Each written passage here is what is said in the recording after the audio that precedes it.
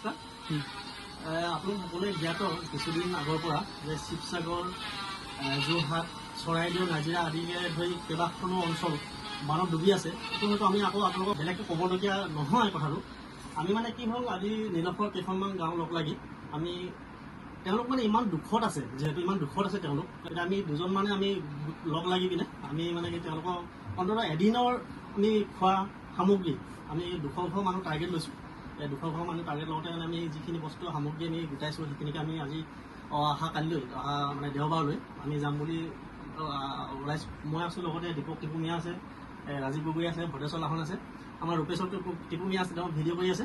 সৰ্বপ্ৰথমে আমি নিলখবাসী সমূহ ৰাইজলৈ অশেষ ধন্যবাদ আৰু শ্ৰদ্ধা জ্ঞাপন কৰিছোঁ। এইকাৰণে জ্ঞাপন কৰিছোঁ, তেখেতলোকে আমাক সামৰ্থ্য অনুযায়ী তেখেতলোকৰ যি দান বৰঙণি আমাক আগবঢ়ালে, শিৱসাগৰ, যোৰহাট, বিভিন্ন ধৰণৰ অঞ্চলৰ আমাৰ উজনি অসমৰ বিভিন্ন জিলাৰ বিভিন্ন চুকে কোণে যিখিনি বানে প্লাবিত হৈছে, সেইসকললৈ যি সাধ্য অনুসাৰে তেখেতলোকে শক্তি চাই যি আমাক অনুদান দিছে, কোনোবাই চাউল দিছে, কোনোবাই সাধ্য অনুসাৰে পইচা কেইটামান দিছে, কোনোবাই পানী দিছে, কোনোবাই বিস্কুটৰ পেকেট দিছে, সেইসকলে আমি সশ্ৰদ্ধ প্ৰণাম জনাইছোঁ। আৰু লগতে আমি অহাকালিলৈ 26/7/2024 দেওবাৰে আমি পুৱা আমি ধেমাজি নিলখ অঞ্চলৰ পৰা আমি ইয়াৰ পৰা আগমন ঘটিব। আমি শিৱসাগৰ জিলালৈ যাম।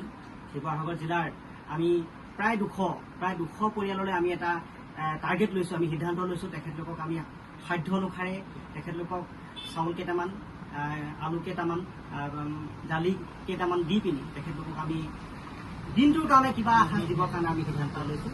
আমাৰ মোৰ শ্ৰদ্ধাৰ দাইদেউ ভদ্ৰেশ্বৰ লাহনদেৱ আছে, ককাইদেউ ৰাজীৱ গগৈ ডাঙৰীয়া আছে, আৰু মোৰ ককাইদেউ ধন বৰুৱা ডাঙৰীয়া আছে। গতিকে মোৰ মৰমৰ সম্বন্ধীয় ককাইদেউ ৰূপেশ্বৰ টিপুমীয়া দেৱো আছে। তেখেতে আজিৰ তাৰিখত তেখেতে আমাক ভিডিঅ' কৰি আছে, তেখেতে আমাক সহযোগ কৰিছে।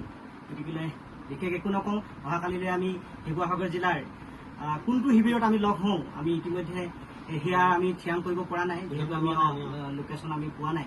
কিন্তু আমি শিৱসাগৰ জিলাৰ কোনোবা এখন একোনত হ'লেও আমি সাধ্য অনুসাৰে তেখেতলোকক আমি সাহায্য দিবলৈ আমি ওলাইছোঁ। আৰু ইয়াতে যদি কোনোবা মানে ব্যক্তিয়ে যদি আমাক আৰ্থিকভাৱে বা কোনোবা যদি দ্ৰব্য আমাক সহায় কৰিম বুলি ভাবিছে, তেওঁলোকে আমাৰ লগত যোগাযোগ কৰিব পাৰে। আমি স্ক্ৰীণত আমাৰ নম্বৰকেইটা দি দিম, আপোনালোকে নম্বৰ চাই পিনে আমাৰ লগত যোগাযোগ কৰিব পাৰিব।